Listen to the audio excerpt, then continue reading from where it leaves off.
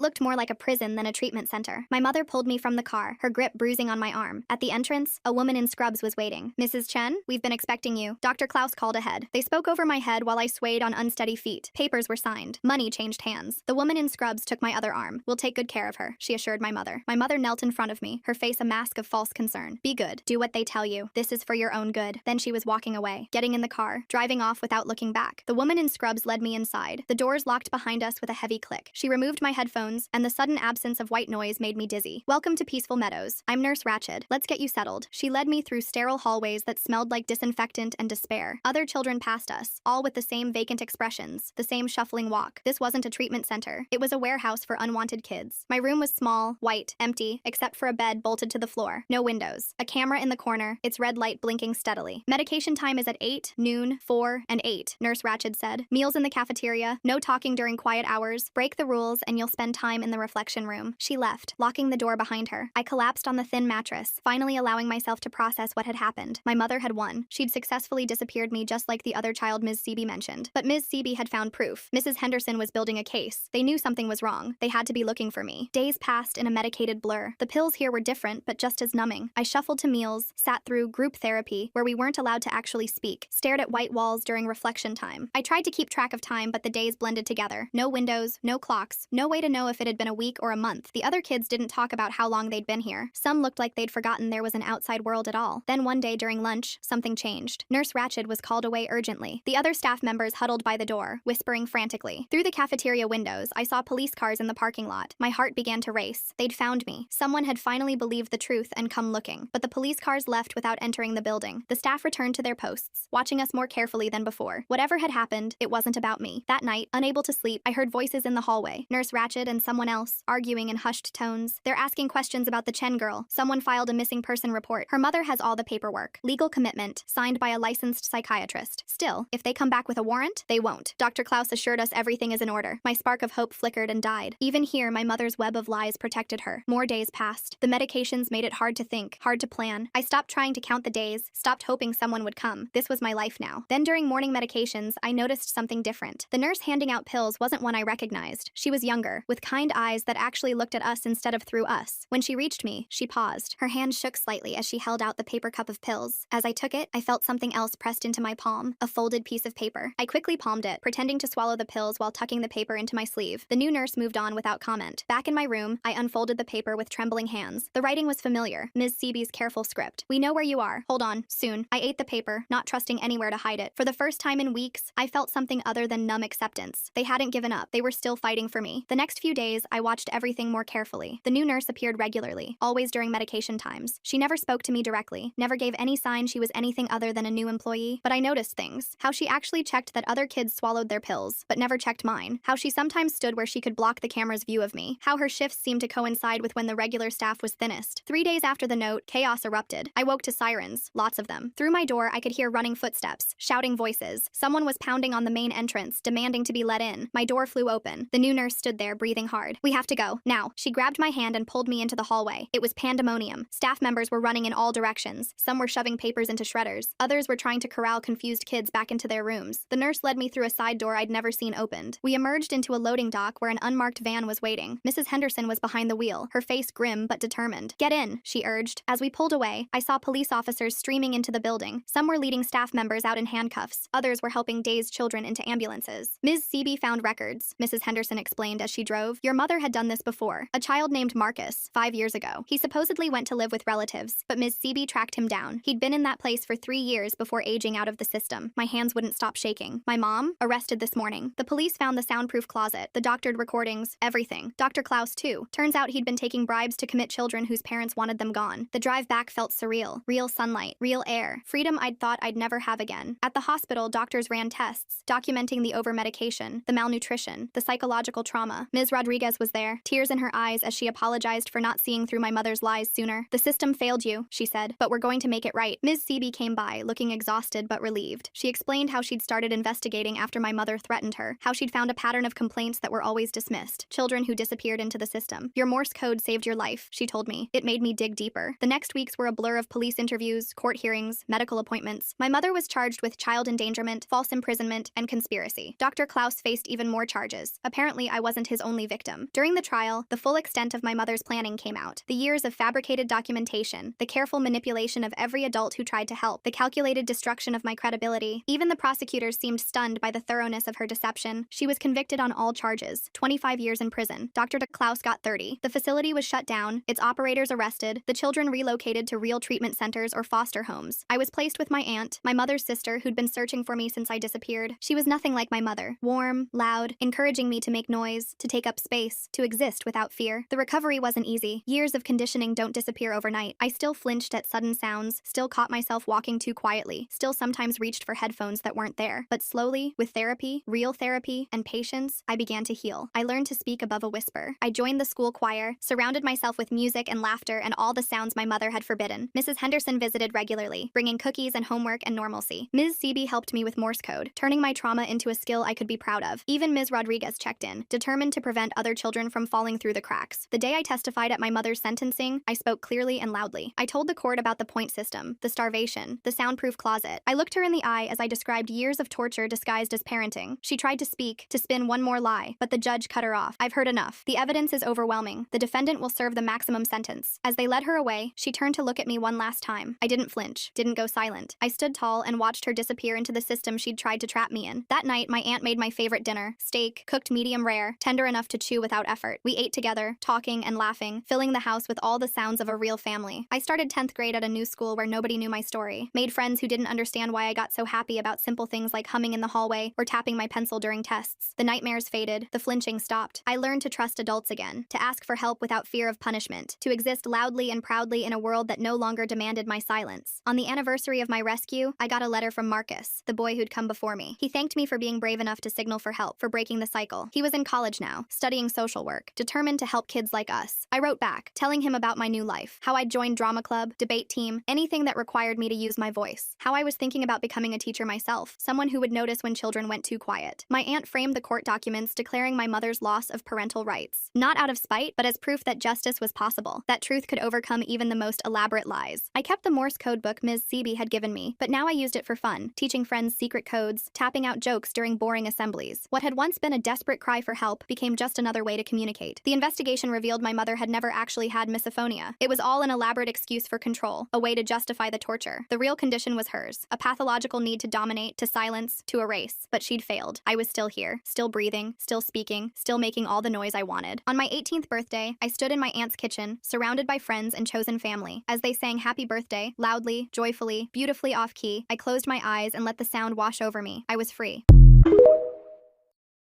Promise that you'll catch me.